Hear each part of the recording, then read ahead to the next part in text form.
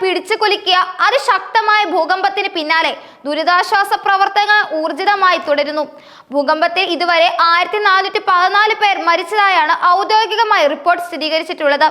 എന്നാൽ നിരവധി പേർ ഇപ്പോഴും അവശിഷ്ടങ്ങൾക്കിടയിൽ കുടുങ്ങിക്കിടക്കുന്നതിനാൽ മരണസംഖ്യ ഇനിയും ഉയർന്നേക്കാമെന്നാണ് അധികൃതർ മുന്നറിയിപ്പ് നൽകിയത്. അതിനിടെ രക്ഷാപ്രവർത്തനങ്ങൾക്ക് തടസ്സമുണ്ടാക്കി വീണ്ടും ഭൂകമ്പമുണ്ടായത് ജനങ്ങളുടെ ആശങ്ക വർദ്ധിപ്പിച്ചു. റിക്ടർ സ്കെയിലിലെ 5.5 തീവ്രത രേഖപ്പെടുത്തിയ ഈ ഭൂകമ്പത്തിന്റെ പ്രഭവ കേന്ദ്രം ജലാലാബാദിൽ നിന്ന് 34 കിലോമീറ്റർ അകലെയാണ്. തകർന്നടിഞ്ഞ ഗ്രാമങ്ങളും അടിസ്ഥാന സൗകര്യങ്ങളുടെ അഭാവവും കാരണം ദുരിതാശ്വാസ പ്രവർത്തനങ്ങൾ വലിയ വെല്ലുവിളിയാണ് നേരിടുന്നത്. അഫ്ഗാനിസ്ഥാനിലെ ഹിന്ദുകുഷ് പർവ്വത മേഖലയിൽ പാകിസ്ഥാൻ അതിർത്തിയോട് ചേർന്നുള്ള കുനാർ, നംഗർഹർ പ്രവിശ്യകളെയാണ് ഭൂകമ്പം രൂക്ഷമായി ബാധിച്ചത്. നിരവധി ഗ്രാമങ്ങൾ പൂർണ്ണമായും തകർന്നു. കനത്ത നാശനഷ്ടമുണ്ടായ ഈ മേഖലയിലെ ഗ്രാമങ്ങൾ ഒറ്റപ്പെട്ട് കിടക്കുന്ന മലമ്പ്രദേശങ്ങളായതിനാൽ രക്ഷാപ്രവർത്തനങ്ങൾക്ക് ഇപ്പോഴും പൂർണ്ണമായി എത്താനാകില്ല. ഭൂകമ്പത്തിന് പിന്നാലെ ഉണ്ടായ കനത്ത മഴയും മണ്ണിടിച്ചിലും രക്ഷാപ്രവർത്തനങ്ങൾക്ക് ദുഷ്കരമായി. വൈദ്യുതിയും വാർത്താവിനിമയ ബന്ധങ്ങളും വിച്ഛേദിക്കപ്പെട്ടത് ദുരന്തത്തിന്റെ വ്യാപ്തി വർദ്ധിപ്പിച്ചു. അഫ്ഗാൻ പ്രതിരോധ മന്ത്രാലയത്തിന്റെ കണക്കുകൾ പ്രകാരം ഇതുവരെ 40 സൈനിക വിമാനങ്ങളും ഹെലികോപ്റ്ററുകളും ഉപയോഗിച്ച് 420 പേരെയാണ് ദുരന്തബാധിത മേഖലകളിൽ പുറത്തെടുക്കാനായത്. പരിക്കേറ്റവരെയും മരിച്ചവരെയും ഉൾപ്പെടുത്തിയാണ് ഈ കണക്കുകൾ റിപ്പോർട്ട് ചെയ്തിട്ടുള്ളത്.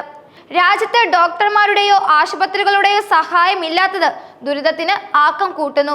ഈ സാഹചര്യം താലിബാൻ ഭരണകൂടത്തെ കൂടുതൽ പ്രതിസന്ധിയിലാക്കിയിട്ടുണ്ട്.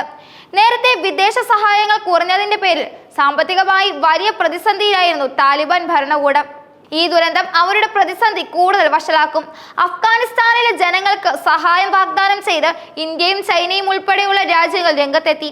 ഇന്ത്യയുടെ വിദേശകാര്യമന്ത്രി എസ് ജയശങ്കർ കാബൂളിലേക്ക് 15 ടൺ ഭക്ഷ്യവസ്തുക്കളും 1000 ടെന്റുകളും ഇതിനോടകം അയച്ചതായി അറിയിച്ചു.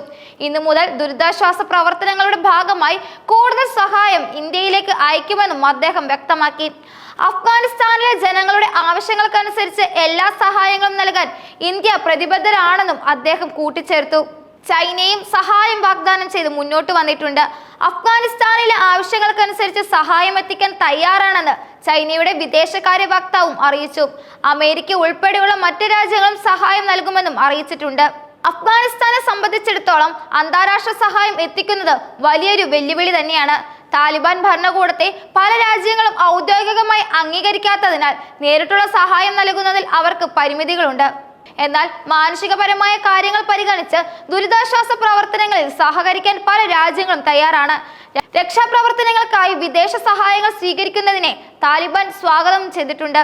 നിരന്തരമായ ആഭ്യന്തര യുദ്ധങ്ങളും വിദേശ ഇടപെടലുകളും കാരണം അഫ്ഗാനിസ്ഥാൻ പതിറ്റാണ്ടുകളായി ദുരിതത്തിലാണ്. താലിബാൻ അധികാരത്തിൽ വന്നതിന് ശേഷം അന്താരാഷ്ട്ര സഹായങ്ങൾ നിലച്ചതിനാൽ രാജ്യം കടുത്ത സാമ്പത്തിക പ്രതിസന്ധിയിലാണ്. ഇതിനിടെ ഉണ്ടായ ഭൂകമ്പം അവിടുത്തെ ജനങ്ങളെ കൂടുതൽ ദുരിതത്തിലാക്കി. ഡോക്ടർമാരുടെയും മരുന്നുകളുടെയും അഭാവം, തകർന്ന ആശുപത്രികൾ, പട്ടിണി തുടങ്ങിയ പ്രശ്നങ്ങളാണ് അഫ്ഗാനിസ്ഥാനെ ഇപ്പോൾ അലട്ടുന്ന ഏക കാര്യങ്ങൾ.